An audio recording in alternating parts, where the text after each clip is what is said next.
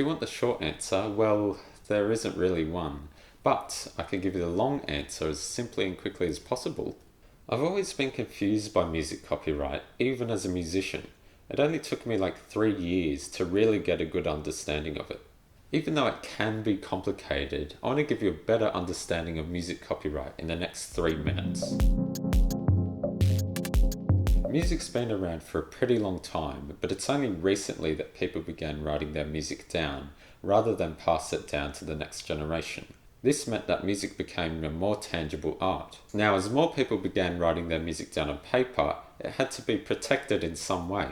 So, just like other art forms, music got its own copyright laws. There are many different music copyright laws, but the Berne Convention in 1886 was the first international agreement of music copyright. Although music can be written down on paper, at its core it's something that should be experienced through time, either live or through a recording. Since music recording has been available for the past century and a half, music copyright has to cover this as well. The first part covers the recording of the music, which you can listen to whenever you want. The other part covers the music composition, which is the actual lyrics and the music.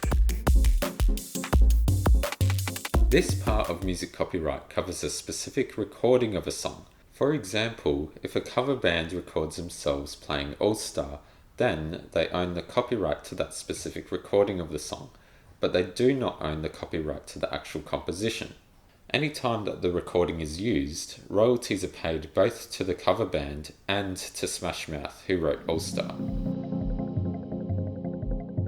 This part is a bit simpler. It covers the actual music and lyrics, so if you ever write a song, then you can own the copyright. You can collect royalties from people either buying or streaming your music, and you can also collect royalties from people making their own cover of your song. And that's the basics of music copyright.